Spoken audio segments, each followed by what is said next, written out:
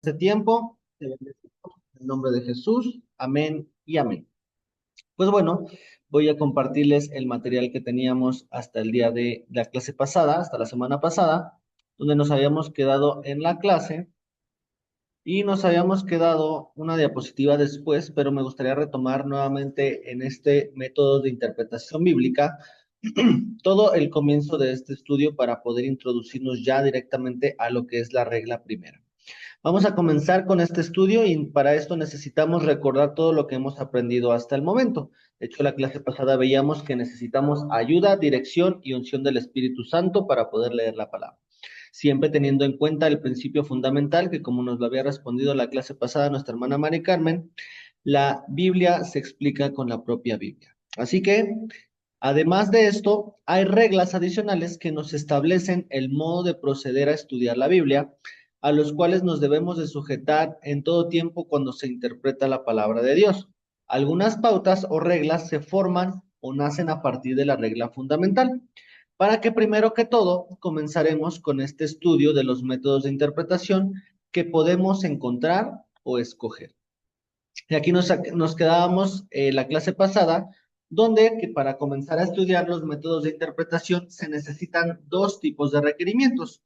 En este caso, el primer requerimiento son los requisitos generales, que lo que veíamos la clase pasada y lo estudiábamos un poquito con las definiciones que tenemos en un diccionario normal, la objetividad, el espíritu científico y la humildad eran principios fundamentales para que comenzáramos a establecer un marco de referencia en estudiar la palabra de Dios. Esto es necesario porque, pues, siendo objetivos, no nos tenemos que poner ni de un lado ni del otro, sino ser completamente arbitrarios con el espíritu científico, que tenemos la oportunidad de siempre buscar la verdad, tanto en algún libro como en algún capítulo de la palabra de Dios. Siempre tenemos que nosotros tener esas ganas de aprender y de buscar más de la palabra de Dios y no quedarnos con dudas. Es lo más importante porque muchas veces, y yo se los puedo dar como un testimonio abierto de lo que yo tal vez pasé cuando empecé a estudiar esta materia. A mí me quedaban muchas dudas de muchas cosas de la Biblia que cuando yo estudiaba, por ejemplo, uno de los libros que más se me han complicado leer es Apocalipsis. Y el libro de Apocalipsis tiene muchísimas referencias que uno no entiende a primera instancia. Entonces, uno, pues yo lo que hacía era, pues, ¿sabes qué, señor? Que lo interprete otro porque yo la verdad no le entiendo, ¿no? Y pasamos que el dragón y que muchas cosas que entendemos, las copas de ira, qué significan, todo eso. Yo decía, "Ah, pues qué bonita historia, ¿no? Pero cuando uno ya empieza a introducir estos métodos de interpretación bíblica a a nuestro estudio de la palabra de Dios, todo empieza a cobrar sentido porque empieza el espíritu científico a ponerse en práctica en cada uno de nuestros estudios. No importa si sea para una predicación, no importa si sea para compartir en evangelismo, no importa si es para nosotros recibir una palabra de consuelo para nuestro corazón, todo necesita el espíritu científico, que son esas ganas de investigar hasta como dice coloquialmente la gente, hasta las últimas instancias, ¿no? Hasta las últimas condiciones, ¿no? Eso es lo que necesitamos tener y sobre todo lo que veíamos la clase pasada es que necesitábamos la humildad para saber que si esto se nos fue revelado, esto no solamente es exclusivo para nosotros, sino que el Espíritu Santo lo que quiere es que convencer a todo el mundo de pecado, de justicia y de juicio, y que todo lo que necesitamos aprender lo puede aprender alguien más. No somos especiales, sino somos hijos de Dios que buscamos que los demás también sean sus hijos. No importa lo que hayan hecho, no importa lo que hayan vivido, 100% si nosotros recibimos su perdón, todos los demás merecen su perdón. Entonces, la humildad de saber que no somos los únicos que se nos ha revelado es necesario para vivir. Y pues el segundo tipo de requerimiento son los requisitos especiales que vamos a ver en la siguiente diapositiva, pero son los que más nos tienen que interesar como estudiantes de la Biblia. Adicional de que tenemos que ser objetivos, tenemos que tener espíritu científico y tenemos que tener la humildad. Para estudiar la Biblia necesitamos estos requisitos especiales y estos necesitamos verlos a profundidad, por eso es que en esta diapositiva vamos a verlo. El primer requisito especial para poder entender la Biblia, necesitamos tener una capacidad espiritual. Con esto, la mente, los sentimientos y la voluntad del exégeta, que en este caso ustedes se tienen que convertir en unos exégetas, porque ustedes van a estudiar la palabra de Dios, y lo que veíamos que significaba exégesis es poder desglosar la Biblia, poder interpretar un texto correctamente. Entonces, ustedes en el siguiente semestre se van a volver exégetas.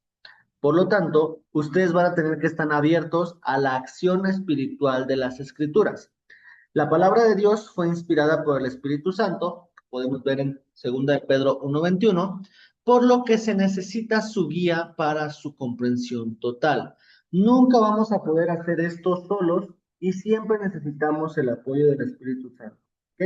Porque es su palabra y Él la conoce más que todos nosotros. Por lo tanto, necesitamos su dirección, necesitamos su ayuda y sobre todo necesitamos la paciencia que Dios nos da con algunas de las situaciones que al día de hoy estamos viviendo. No es casualidad que a lo mejor ha habido como una pequeña rachita de situaciones que han atacado nuestras vidas. Esto también activa nuestra actividad como estudiantes de buscar en la palabra de Dios, aún con problemas, las situaciones que están explicadas en la Biblia. Segunda de Pedro 1:21 dice, porque nunca la profecía fue traída por voluntad humana, sino que los santos hombres de Dios hablaron siendo inspirados por el Espíritu Santo. Con eso se explica el primer requisito especial, que es capacidad espiritual. Siempre la capacidad espiritual la va a dar el Espíritu Santo y no por tener 25, 30, 40, 50 años en la iglesia, la vamos a obtener. Siempre es el Espíritu Santo y la soberanía del Espíritu Santo y de nuestro Dios es que a lo mejor la capacidad espiritual se le va a dar a una persona que lleve tal vez 2 meses de aprender la palabra de Dios, como de aquella persona que lleve años y años estudiando la Biblia. Entonces no necesitamos una característica más que tener un espíritu 100% dispuesto a que nos impacte la palabra de Dios. Entonces, nos vamos con el segundo requisito especial que tiene como título actitud de compromiso. No nos debemos de limitar al estudio frío de la palabra de Dios, es decir, debemos de ponerla en práctica. Dios no promete bendecir a los que comprenden la Biblia, sino a quienes la obedecen. Entonces, muchas veces también hemos escuchado en Santiago, que de hecho necesito que me ayuden a leer, y para esto nuestro hermano Eduardo, si está por ahí, nos pueda ayudar a leer Apocalipsis 1:3 y nuestra hermana Nayeli, Santiago 1 del 22 al 25. Así que cuando lo tengan, por favor puedan abrir su mismo micrófono ya que están juntos para poder leer esta palabra, ¿vale? Amén, hermano. Apocalipsis 1:3 me dijo, ¿ah? Así es. Ok, hermano. La palabra de Dios dice así: bienaventurado el que lee y los que oyen las palabras de esta profecía y guardan las cosas en ella escritas, porque el tiempo está cerca. Amén. Muchas gracias, hermano Eduardo. Y hermana Nayeli, ¿nos puede ayudar con Santiago 1, 22 y 25? Amén, sí, hermano. Adelante, Pero hermanita. es 22 y 25 nada más, ¿verdad? Ajá, 1 del 22 al 25. Ok. Pero sed hacedores de la palabra y no solamente, y no tan solamente oidores, engañados a vosotros mismos, porque si alguno es oído de la palabra, pero no hacedor de ella, este es semejante al hombre que considera en un espejo su rostro natural, porque el que se considera a sí mismo y se va y luego olvida cómo era, mas el que mira atentamente en la perfecta ley, la de la libertad, y persevera en ella, no siendo oidor olvidadizo, sino hacedor de la obra. Este será bienaventurado en lo que hace. Muchas gracias, hermana Nayeli.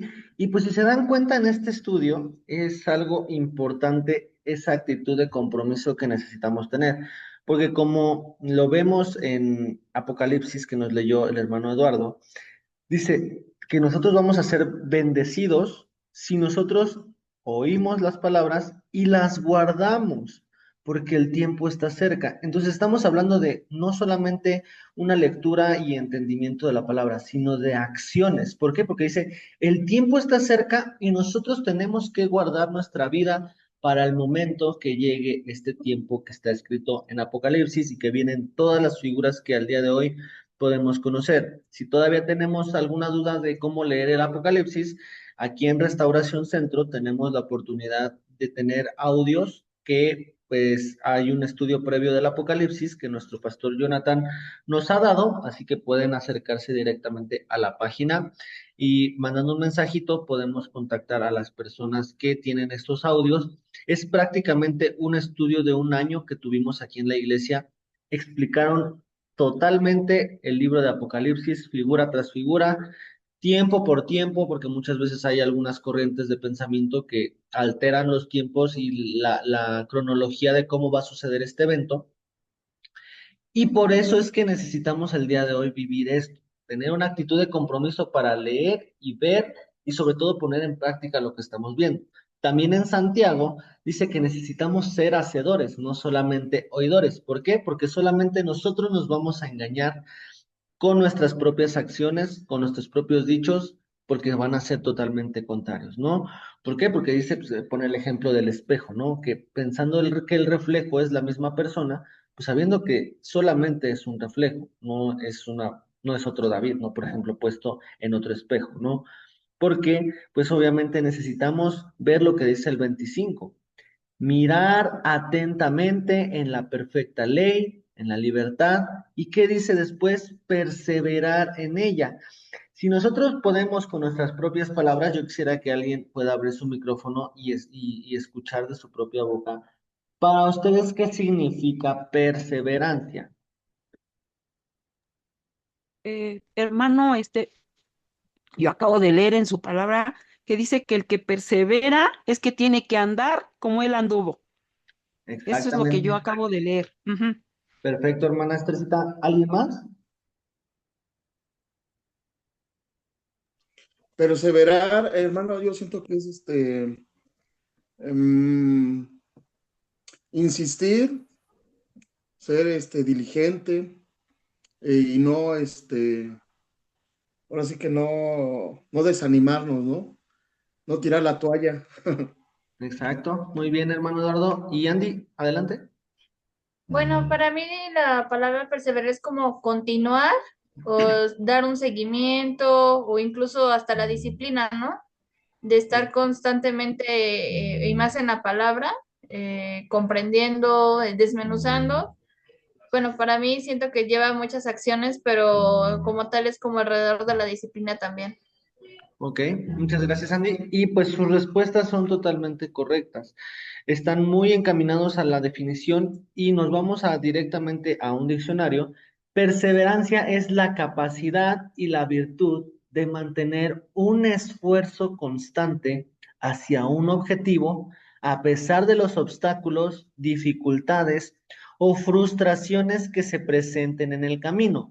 Bien lo decía la hermana Estercita, andar como Jesús anduvo. Si se dan cuenta, Jesús no la tuvo fácil en la tierra. Tuvo obstáculos que eran los fariseos, que eran los saduceos, que eran todas aquellas personas que querían ser los doctos de la ley y que prácticamente tenían en su poder pues al pueblo judío. Entonces, había obstáculos, había dificultades que también era tener hambre, las situaciones del clima, las situaciones de las tentaciones cuando él se preparó para su ministerio al estar 40 días y 40 noches y ser tentado por el diablo.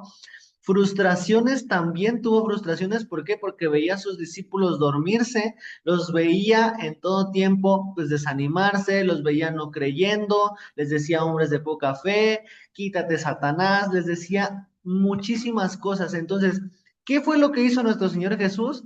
Perseveró hasta el momento en el cual estaba crucificado, perdió la vida y sobre todo la recuperó al tercer día. Él tiene esa misma perseverancia. ¿Por qué? Porque su sacrificio sigue perseverando para que nuestras vidas tengan la oportunidad de ser salvas y tener la oportunidad de tener la vida eterna cuando llegue el tiempo. Entonces, esta actitud de compromiso sí o sí es necesaria que la tengamos. ¿Por qué? Porque de la misma forma que nuestras acciones generen un cambio y sobre todo un accionar de lo que estamos leyendo, vamos a ver que la palabra va a empezar a cobrar sentido.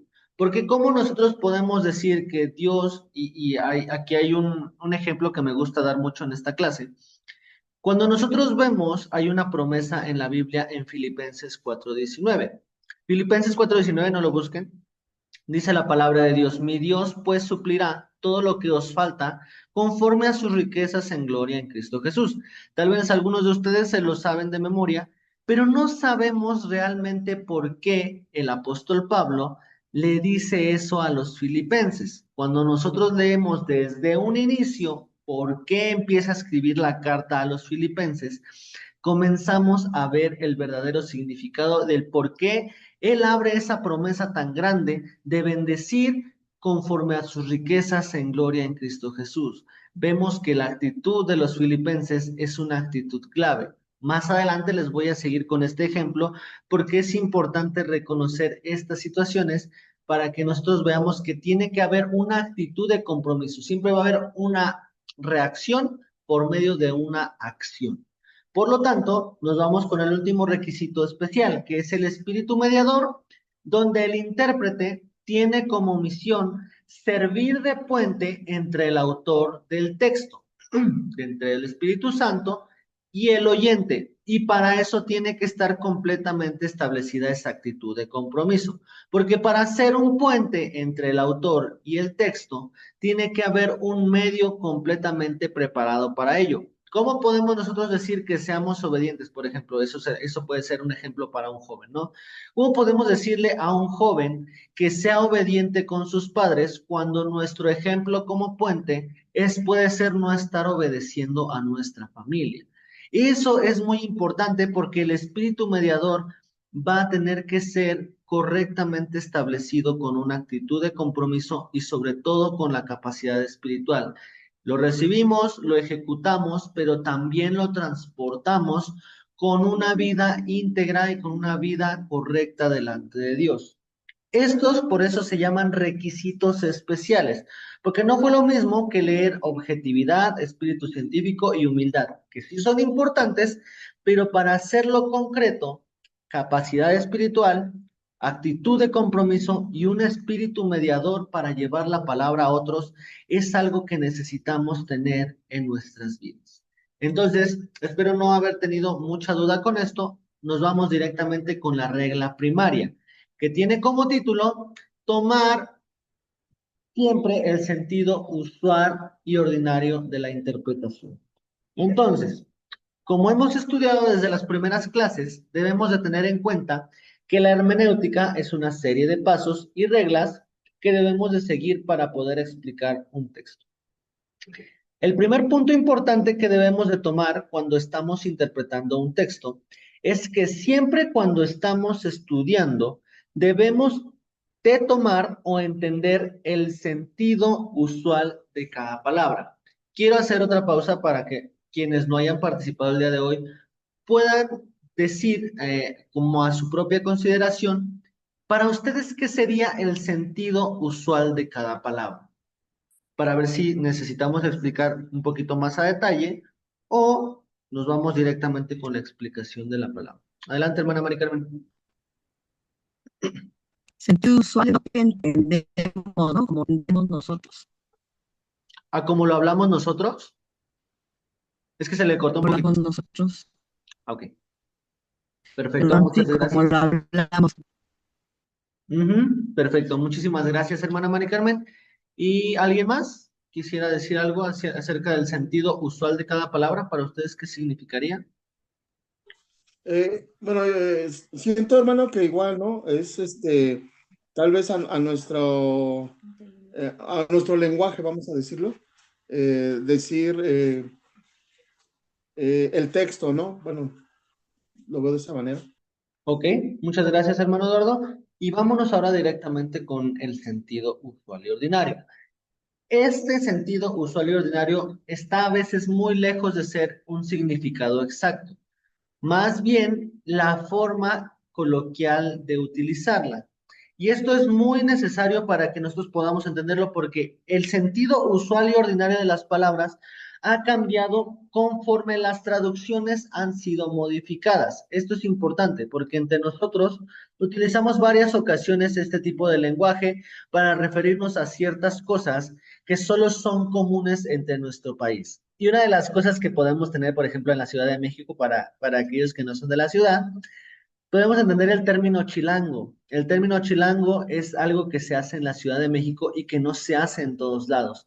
Por lo tanto, necesitamos saber que lo que se hace en la Ciudad de México, por ejemplo, es comernos una guajolota, ¿no? Que es un tamal dentro de un bolillo y es lo que comemos como un sentido usual y ordinario. Nosotros le preguntamos a alguien de Yucatán, oye, ¿te puedes comer una guajolota? Pues ellos van a decir, ¿qué es una guajolota?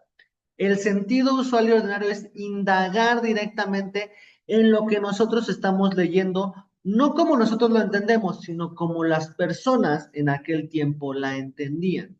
Es necesario entenderlo porque muchas veces saltamos muchas cosas que no entendemos cuando tienen una riqueza cultural y sobre todo espiritual muy grande. Porque si ellos la entendían en su tiempo, la palabra fue revelada de una forma tan contundente que con sus propias acciones, con las propias cosas, se les revelaba la palabra de Dios misma, se les revelaba lo que Dios quería en ese momento para sus vidas y no existía ningún tope de que no entendieran por un contexto cultural.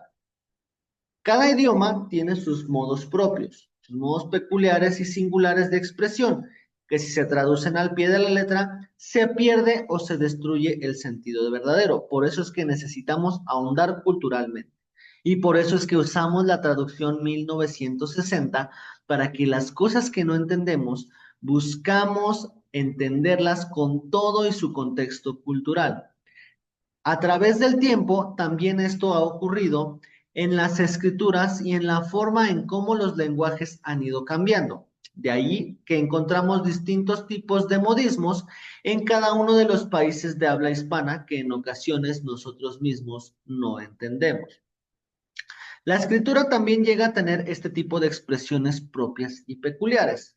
Muchos apartados bíblicos, toda clase de figuras retóricas, símiles, parábolas y expresiones simbólicas. Aquí esto lo vamos a retomar en la última clase de hermenéutica y por eso es que solamente está como informático, ¿no? También encontramos expresiones del idioma hebreo que se le conocen como hebraísmos, que solamente se hablaban entre el pueblo hebreo y que entendiéndolo con historia y con cultura, podemos nosotros desglosar por qué hacían estas cosas. Como estudiosos de la Biblia, para poder determinar el sentido usual y ordinario de las frases, necesitamos ver algunos ejemplos. Y para esto nos vamos con Génesis 6:12. Génesis 6:12 se los voy a leer brevemente para que no tengamos la oportunidad de perder el hilo de lo que estamos leyendo. Génesis 6:12 dice la palabra de Dios. Y miró Dios la tierra, y he aquí es que estaba corrompida, porque toda carne había corrompido su camino sobre la tierra. A lo mejor nosotros, cuando ya llevamos mucho tiempo en el ambiente cristiano, podemos entender pues qué significa carne y qué significa camino. Pero tomando las palabras carne y camino, para las personas que van aprendiendo el significado de las palabras en el ambiente cristiano, pues el sentido literal se perdería por completo si nosotros no lo entendemos con su contexto, ¿no? En este caso, tomándolas en el sentido usual y ordinario y entendiendo que se está hablando de un lenguaje figurado, se menciona carne en el sentido de las personas, de todo el pueblo, y camino en el sentido del modo de vivir, sus costumbres, su modo de proceder, etcétera. No solo va a adquirir un significado preciso que nos dice que toda persona se había desviado del plan de Dios. Entonces, esto es necesario que lo entendamos. ¿Por qué? Porque la intertextualidad va a ser un papel fundamental para poder entender esta regla primera. La intertextualidad es lo que hay dentro del texto 100%. Y para eso nos vamos a Romanos 3:12 para poder terminar este ejemplo. Romanos 3:12. Dice la palabra de Dios: todos se desviaron, a una se hicieron inútiles. No hay quien haga lo bueno, no hay ni siquiera uno. Entonces, no, la forma literal en la que estamos leyendo dice, todos se desviaron. No hay quien haga lo bueno y no hay ni siquiera uno. Casi, casi estamos citando lo que decía Génesis 6:12. Toda carne se había desviado y sus caminos estaban también completamente equivocados. Entonces, la intertextualidad también nos permite comparar entre un texto y el otro, sabiendo que la regla fundamental se sigue respetando. La regla es: la Biblia se explica con la misma Biblia. Si nosotros no tenemos carne ni camino, como estudiantes de la palabra de Dios, en Romanos también dice lo mismo. Todos se desviaron, no hay quien haga lo bueno, no hay ni siquiera uno. Por lo tanto, en Lucas 15:8, Jesús pregunta a sus discípulos: ¿o qué mujer que tiene 10 dracmas, si pierde una dracma, no enciende la lámpara y barre la casa y busca con diligencia hasta encontrarla? Si nosotros tomamos este versículo de manera literal, no comprenderíamos nada de las verdades que encierra, pero sabiendo que es una parábola y que sus principales partes y figurativas necesitan ser interpretadas para su comprensión. Para esto necesitamos seguir el siguiente procedimiento. Necesitamos preguntarnos qué figuras retóricas encontramos, y en este versículo vamos a encontrar por lo menos 3 figuras: lo que es la mujer, la dracma y buscar con diligencia. Para poder entender el sentido usual y ordinario tenemos que hacernos estas preguntas para poderlas responder y así encontrar el sentido cultural del por qué se está hablando así. A veces las explicaciones pueden llegar a tener más de 2 significados. Para eso no tenemos que frustrarnos, porque si no entendemos uno, entendemos el otro.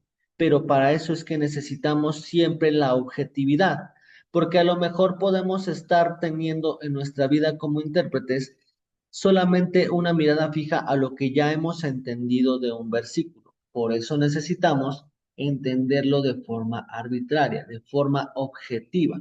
Entonces, aquí entendemos en este versículo la mujer, la dracma y buscar con diligencia. Pero el segundo punto que hay que preguntarnos es el ¿qué representan estas figuras? En este caso podemos entender que es la mujer. En esta interpretación es nuestro Señor Jesús, que busca al pecador que está perdido. Dracma, a un pecador que se pierde en el camino de Dios. Y buscar con diligencia a nuestro Señor trabajando para salvar a aquellos que están perdidos. Esto, explicándolo, podemos entenderlo ya de una manera más concreta. Ya no podemos decirlo, ya como la historia, como la parábola que Jesús está explicando, sino de esta forma podemos entenderla muy correctamente, y para esto debemos de releer el versículo con el entendimiento que dan estas figuras. Una vez teniéndolo, pues podemos leerlo, y todo esto va a ilustrar de una forma maravillosa que nuestro Dios está trabajando para que todo hombre no se pierda, mas tenga vida eterna. Vamos a encontrar la intertextualidad en Lucas 19:10 de una forma literal. ¿Por qué? Porque aquí lo entendemos ya directamente explicado por medio de nuestro Señor Jesús. Vámonos directamente a Lucas 19:10. Y 19:10 dice la palabra de Dios: porque el Hijo del Hombre vino a buscar y a salvar lo que se había perdido. Entonces, explicándolo de otra forma, con Zaqueo, en este caso es la lectura que leemos desde Lucas 19:1, está hablándole a Zaqueo. Y esta es la interpretación de lo que efectivamente en cada parábola Jesús trataba de explicar a cada una de las personas que escuchaban sus palabras. Él va a buscar a todos aquellos que están perdidos para darles vida eterna, para darles el verdadero valor de lo que significa. Entonces, esta intertextualidad es necesaria tenerla para buscar el significado correcto de cada texto. pero también, como les decía, hay un significado extra. Hay cosas que debemos de ahondar para entender mejor esta parábola. Para eso también necesitamos el sentido usual y ordinario de la interpretación. Cuando nosotros comenzamos a estudiar más a fondo, empezamos a darnos cuenta de que esta parábola encierra una enseñanza muchísimo más a fondo, adicional de la que entendimos, encierra una enseñanza más grande. Cuando revisamos las escrituras, encontramos que en el sentido retórico siempre vamos a encontrar que se relaciona a la iglesia como la esposa, en este caso, una mujer. Para esto nos vamos a 2 Corintios 11:2, porque por si me dicen, no, pues David, a mí refútame todo lo que estás diciendo con la palabra de Dios. 11:2 de 2 Corintios. Dice, porque os celo con celo de Dios, pues os he desposado con un solo esposo para presentaros como una virgen pura a Cristo. También podemos ver infinidad de capítulos y les pongo de ejemplos, 2 Corintios 11:2, Apocalipsis 19:7, pero también podemos nosotros leer Cantar de los Cantares, el libro, y todo ese libro viene como si fuera un cortejo de un esposo a una esposa. Y es de la misma forma que nosotros somos vistos delante de los ojos de Dios, como una mujer que busca ser purificada para cuando llegue el momento encontrarse con aquella persona que la desposó y que tiene que tener un compromiso más grande con aquella persona. Entonces, Apocalipsis 19:7 dice absolutamente lo mismo. 19:7 dice, gocémonos y alegrémonos y démosle gloria, porque han llegado las bodas del Cordero y su esposa se ha preparado. De hecho, hay un canto, ¿no? Que dice, y a su esposa se le ha concedido que se vista de lino fino. Lo cantamos y tal vez ni siquiera entendíamos el por qué. Entonces, viendo las escrituras a la que se refiere la mujer que está en la espera de su marido, y en sí vemos que Jesús es la figura del marido y no la figura de la mujer. De ahí comenzamos a estudiar con el uso de las herramientas que hemos sugerido lo que significan las figuras restantes, porque no solamente es la mujer, la dracma y lo que era la oportunidad de estudiar en la parábola que leíamos, ¿no? En algunos comentarios bíblicos o en atlas geográficos o un libro de costumbres, encontramos que en el original griego, reunir a sus amigas para gozarse significa que hizo una fiesta para celebrar el hallazgo de la moneda. Esto es necesario y para eso nos vamos a regresar al texto. Vámonos directamente a Lucas 15:8, porque sí me interesa mucho que ustedes entiendan esta parte, porque esto va a ser clave para empezar a desarrollar el cuestionario que les voy a dar al final de esta clase. Nos vamos a Lucas 15:8 y 15:8 empieza parábola de la moneda perdida. Y vamos a leerla rápidamente. ¿O qué mujer que tiene 10 dracmas, si pierde una dracma, no enciende la lámpara y barre la casa y busca con diligencia hasta encontrarla? Y cuando la encuentra, reúne a sus amigas y vecinas diciendo, gozaos conmigo porque he encontrado la dracma que había perdido.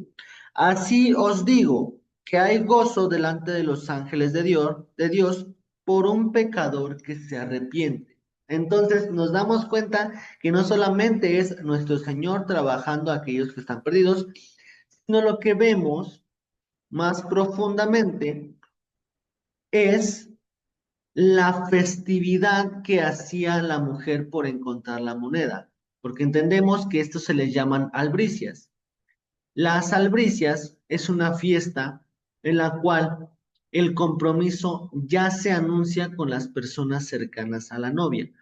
Estas albricias son confirmando un compromiso, pero sobre todo una duda interesante en la cual, antes de poderles explicar este tema, porque es una pregunta que pues a nosotros nos podría generar pues controversia, ¿no? ¿Por qué la mujer haría una fiesta más cara de lo que vale la dracma? ¿No era mejor ya darla por perdida? Aquí es interesante porque nosotros podemos buscar cuánto valía un dracma. Y se lo estoy haciendo en tiempo real para que ustedes lo tengan.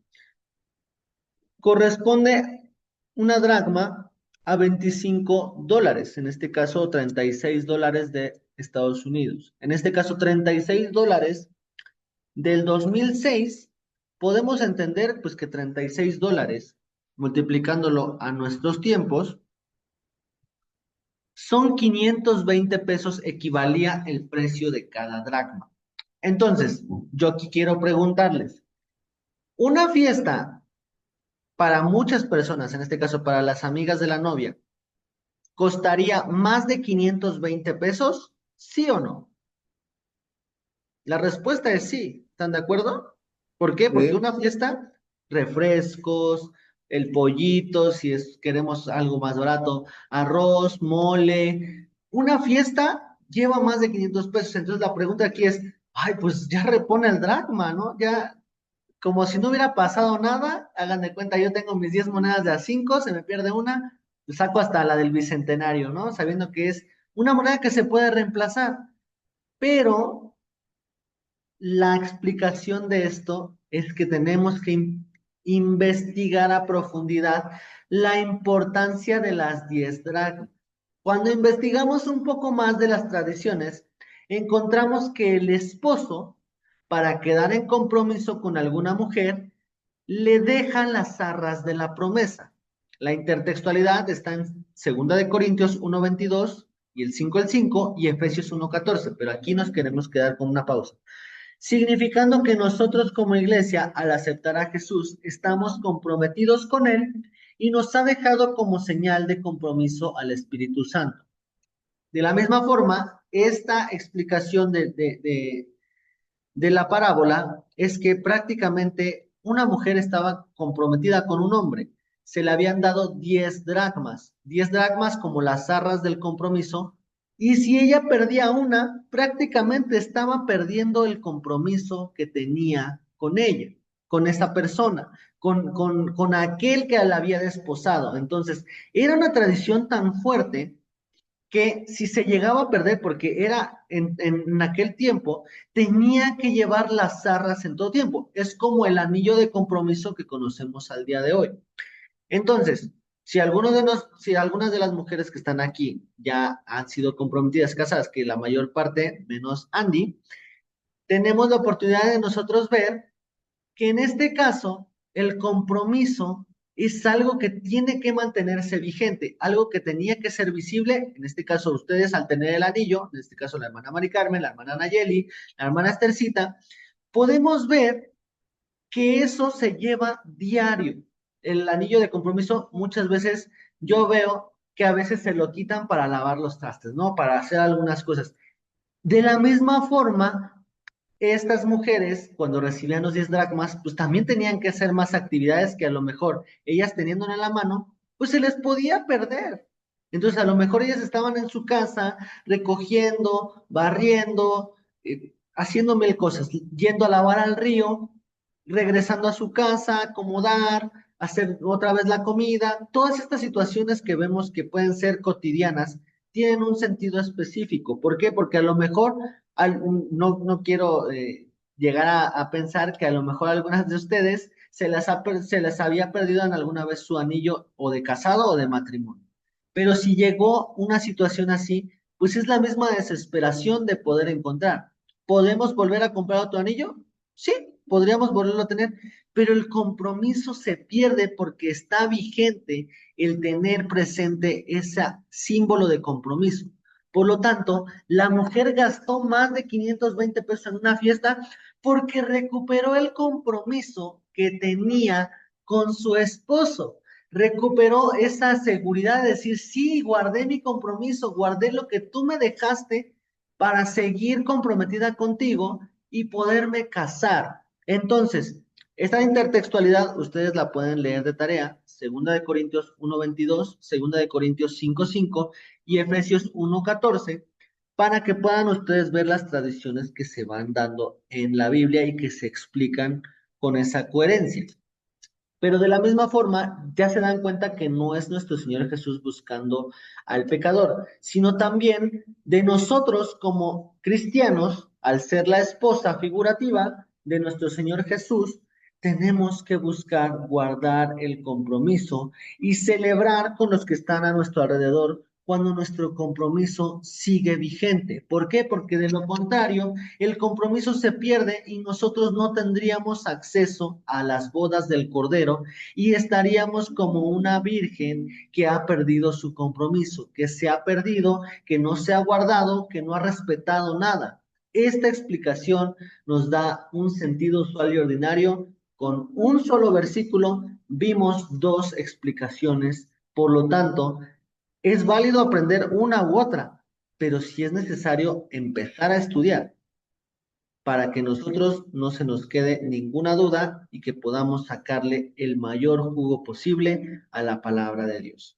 Entonces, para complementar esto, pues el día de la boda, la mujer tenía que entregar las 10 arras para consumar el compromiso. Si esto no ocurría, no había boda. El valor de la moneda tenía un significado más importante que la del valor que pudiera tener.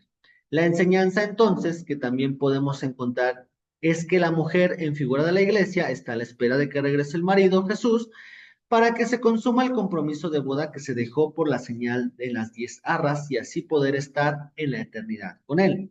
Y aquí podemos sustentarlo con otros versículos, tal es el caso de las 10 vírgenes, en Mateo 25 del 1 al 13, y de ver cómo la hora está cerca para que el Señor regrese. Y si no estamos preparados y entregamos las 10 monedas, no podremos estar en las bodas del Cordero. De hecho, aquí se explica la de la moneda perdida y no enciende la lámpara y barre la casa, o sea, se conjunta muchísimo con todo el contexto cultural, porque dice que tiene que tener su lámpara encendida, su lámpara en todo tiempo para buscar si el compromiso está vigente o no está vigente. Y la lámpara es nuestra vida buscando el compromiso con el Espíritu Santo para que al día de la hora nuestra lámpara esté llena con aceite encendida, esperando al esposo, que en este caso es nuestro Señor Jesús. Por lo tanto, no podremos estar en las bodas del Cordero como les explicaba. Este tercer ejemplo no se los voy a explicar para que ya podamos terminar la clase, porque son 11:58, pero sí me interesaría que la siguiente clase ya comencemos con la siguiente clase. Pero en el ejemplo, pues, 3, hay una profecía de nuestro Señor Jesús que encontramos en el versículo, ¿no? Y nos levantó un poderoso Salvador en la casa de David, su siervo. También podemos encontrar una palabra que en el sentido literal no entenderíamos casa, pues solamente como una habitación, como una vivienda, pero cuando investigamos de esto, se encuentra a una familia o a una descendencia. En la casa de David, su siervo, se hablaba coloquialmente que era al linaje o a sus generaciones de David. Entonces, en el versículo en sí, Jesús, en Hechos 5:31, vendría a explicarse con el poder de la descendencia real de Israel, que él proviene de la tribu de Judá, de la tribu de donde venía David. Entonces, por eso justamente también se explica que es el león de la tribu de Judá.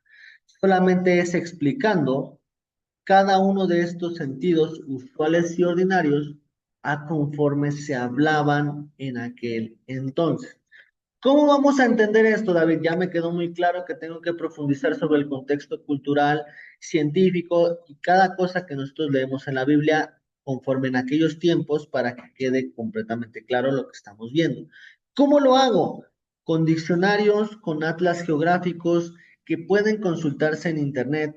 No hay necesidad de comprar cosas caras para poder tener un estudio vasto de la palabra de Dios. De hecho, una Biblia de estudio, la más barata creo que no pasa de los 400 pesos. Por lo tanto, podríamos hacer un pequeño ahorro para poder empezar a estudiar, a tener nuestro arsenal de elementos geográficos y de elementos bíblicos. Pues obviamente una concordancia bíblica sí cuesta un poquito más cara, pero para eso también podemos utilizar lo que son diccionarios comunes para poder tener ese enriquecimiento de lo que nosotros estamos aprendiendo. Ya cuando tengamos el recurso podríamos adquirirlo porque sí es necesario, pero no es obligatorio. Por lo tanto, con lo que tengamos es más que suficiente para leerlo. pero sí necesitamos empezar a estudiar el sentido usual y ordinario de cada una de estas interpretaciones. Y ahora sí nos vamos con la mera hora de la verdad. Cuestionario 4 y el cuestionario 5. El día de hoy también les tengo 2 cuestionarios para esta semana, pero con calma pueden irlos haciendo porque es la misma explicación con las mismas diapositivas, solamente con sus propias palabras. El cuestionario 4 tiene como primera pregunta qué es una traducción, por qué nos sirven las traducciones como herramientas de estudio, qué es una traducción formal, qué es una traducción interlineal, qué es una traducción funcional y qué es una traducción por paráfrasis. Solamente es responder como tal con las diapositivas, con sus propias palabras, para que no se les haga complicado. Y el cuestionario 5, que es lo que vimos en esta clase, ¿qué es la exégesis intrabíblica? ¿Qué particularidad tiene esta herramienta, que es la exégesis intrabíblica? Y desarrollar un ejemplo en donde se muestre, explique y se use la intertextualidad. La siguiente clase les voy a dar el cuestionario acerca de la regla primaria, pero como consejo adicional a contestar sus cuestionarios, yo les recomendaría que empezaran ustedes a estudiar la regla primera y cómo ustedes van a comenzar a estudiar conforme al texto que estén leyendo. Algún texto que no entiendan sobre un contexto cultural va a ser el punto de referencia en el cual ustedes aprendan a estudiar esta parte y que no se les sea complicado de estudiarla y de llevar a cabo una investigación de lo que están leyendo. Así que pues una vez presentada esta situación del cuestionario 4 y del cuestionario 5, quisiera preguntarles a ustedes si tienen alguna duda con la clase del día de hoy o algún comentario adicional. Yo, profe, Adelante, este, Mónica. en esta semana no pude mandarle mi cuestionario 2, pero ya lo tengo. ¿Se lo puedo mandar ahorita? Sí, claro que sí, con mucho gusto. No se preocupen si no los envían. Lo importante es que los estén haciendo para que no se les junte al final del semestre y que sean los 13 de cajón y tomar 2 noches completas para poderlos hacer. Lo importante es que ustedes vayan comprendiendo conforme a la explicación del texto de las diapositivas y por eso lo estoy haciendo casi, si se están dando cuenta, lo estoy haciendo a clase vencida para que ustedes tengan la oportunidad de desarrollar y que se establezca el tema en sus vidas para que en la siguiente clase ustedes tengan la oportunidad de contestar el cuestionario. Entonces, no se preocupen por la entrega, lo importante es que sí los estén haciendo para que no se atrasen y genere, pues, una presión para ustedes más tarde, ¿vale? ¿Alguna otra duda, algún otro comentario? ¿Todo bien? Para ya irnos de lleno con la siguiente clase en el siguiente fin de semana. Y les doy nada más como adelanto del título, va a ser el estudio de la regla segunda, ¿vale? Pues si no quedan dudas, me queda nada más despedirme de ustedes, darle gracias a Dios por esta clase. Sí me gustaría que pudiéramos orar, pudiéramos cerrar nuestros ojos y podamos darle gracias por esta clase. Mi Señor Jesús, te damos gracias por esta clase que nos permites tener. Gracias, Espíritu Santo, por habernos revelado cada una de las cosas que necesitaba revelarte en nuestras vidas. Con esta regla primera, Señor, sabiendo que tú estás con nosotros en todo tiempo, que tú nos ayudas a saber cada una de las cosas que tenemos en nuestro corazón. Ayúdanos a leer la palabra, Señor, con estos requisitos especiales y con estos requisitos generales, Señor. Que la objetividad, el espíritu científico y la humildad no falten en nuestras vidas, pero que también, Señor, con cada uno de estos requisitos especiales que hemos leído hasta el día de hoy, Señor, no falten tampoco en nuestras vidas, Señor. Que tanto la capacidad espiritual como una actitud de compromiso de vivir como tú quieres, Señor, y un espíritu mediador para compartirlos hacia los demás, Señor, no nos falten, Señor, y podamos tener un ejemplo conforme a tu gracia, Señor. Gracias, Espíritu Santo, por enseñarnos y prepáranos para contestar estos cuestionarios y para la siguiente clase que veremos la regla segunda. Te damos gracias por este tiempo, te bendecimos en el nombre de Jesús. Amén y amén. Pues bueno, ahora sí me despido de ustedes. Cualquier duda que tengan adicional, ya saben que pueden escribirme y nos vemos, primeramente Dios, la siguiente semana. Cuídense mucho, Dios les bendiga. Gracias. Que estén muy bien. Gracias, Bye. maestro. Bye. Bendiga.